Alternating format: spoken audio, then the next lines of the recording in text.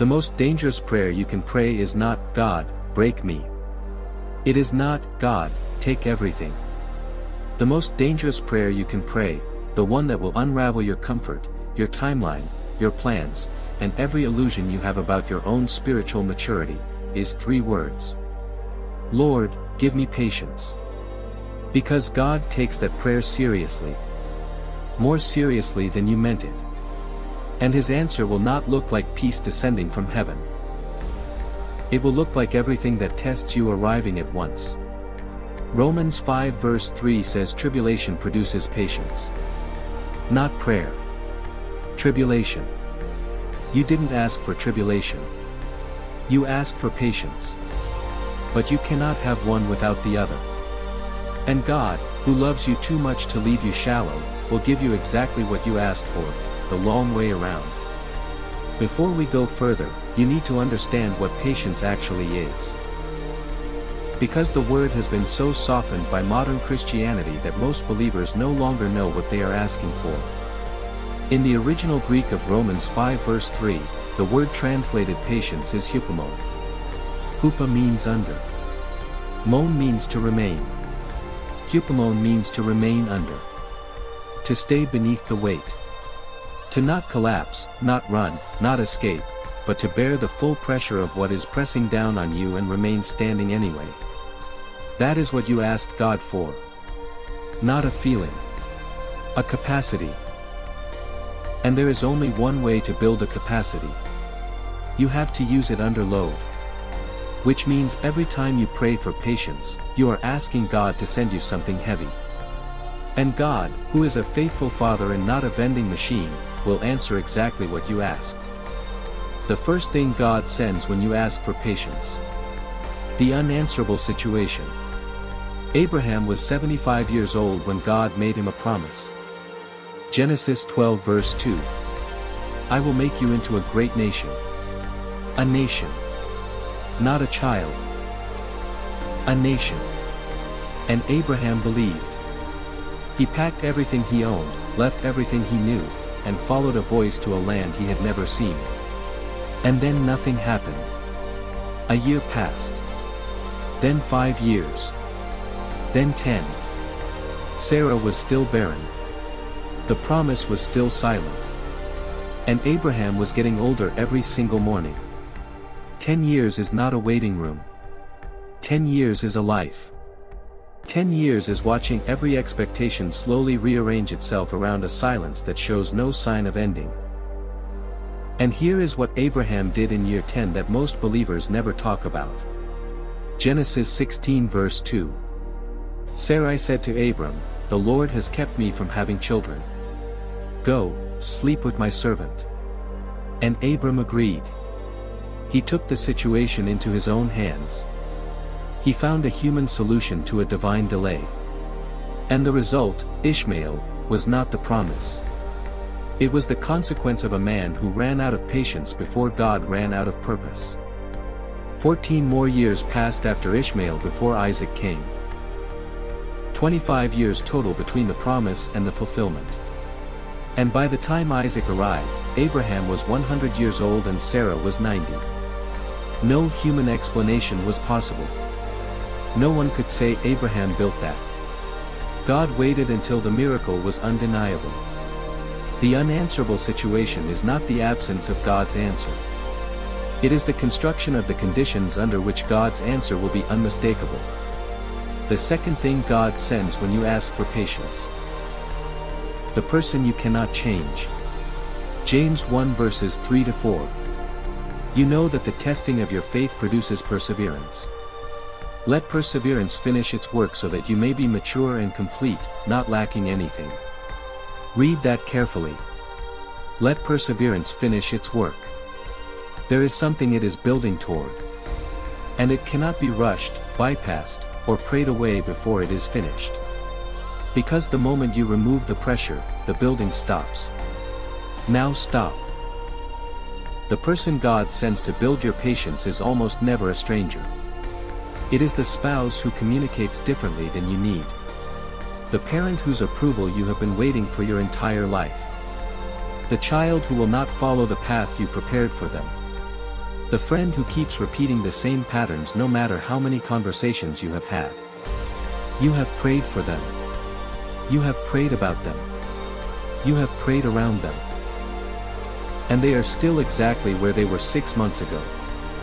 Here is the question God is asking you through that person. Not can you change them? Can you love them without changing them? Not can you fix the situation? Can you remain faithful inside it? Because patience is never built in the presence of people who are easy to love. It is built in the presence of people who require something from you that you do not naturally possess. Every difficult person God has placed in your life is not an obstacle to your growth. They are the instrument of it. And the moment you remove yourself from that instrument before the work is finished, you will meet the same lesson in a different person. Because God is not trying to change your circumstances. He is trying to change you. The third thing God sends when you ask for patience.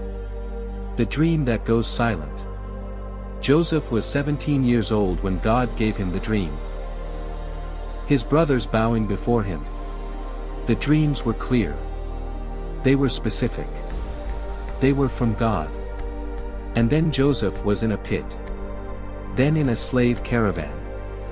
Then in Potiphar's house. Then in prison. Then forgotten by the cupbearer who promised to remember him. Genesis 40 verse 23. The chief cupbearer did not remember Joseph. He forgot him. 2 more years passed. 2 years after the one person who could have gotten Joseph out simply forgot he existed. Now ask yourself what those 2 years felt like from the inside. Not from the outside where you can see the whole story. From the inside where Joseph could see nothing but prison walls and a God who had given him dreams that now seemed like a cruel joke. But when Pharaoh finally sent for him, Genesis 41 verse 14, Joseph shaved and changed his clothes and came before Pharaoh. He shaved and changed his clothes. After 2 years of silence, after being forgotten, Joseph did not stumble out half-broken. He walked out ready. He had used every day of the silence to become the man the dream required. The dream going silent is not the dream dying. It is the dream waiting for the man it was given to catch up to it. The fourth thing God sends when you ask for patience. The answer that arrives too late. John 11 verse 6. When Jesus heard that Lazarus was sick, he stayed where he was 2 more days. He heard. He stayed. He waited.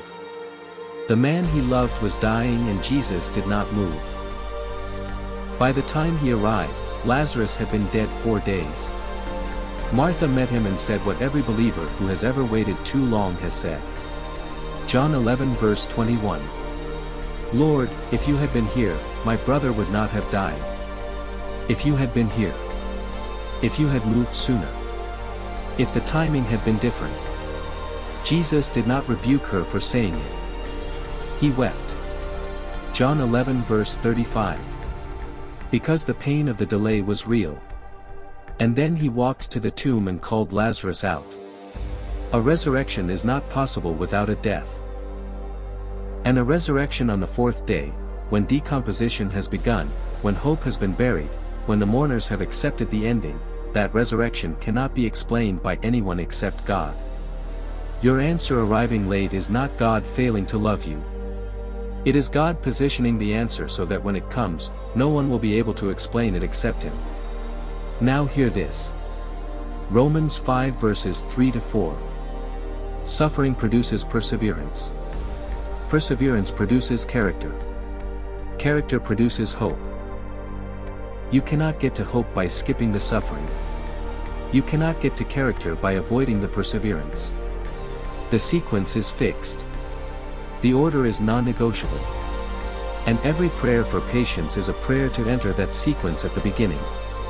So the next time you are tempted to pray, Lord, give me patience, know what you are asking. Know that God will answer. Know that the unanswerable situation, the person you cannot change, the dream that goes silent, the answer that arrives late. These are not the absence of God's response. They are the substance of it. James 1 verse 4. Let perseverance finish its work so that you may be mature and complete, not lacking anything. Complete. Not lacking anything. That is what is on the other side of the patience you asked for. Not just the answer to the specific prayer. The formation of a soul mature enough to carry everything God has prepared for it. Abraham waited 25 years. Joseph waited 13. Lazarus waited 4 days inside a tomb. All of them received what was promised. All of them received it on a timeline they would not have chosen. And all of them received it as people who had been made, by the waiting itself, into someone capable of carrying what came next. You asked for patience. God heard you. He is answering right now. In the exact place you least want Him to be answering. Stay there. Let it finish its work. The long way around is still the way. Bible passage.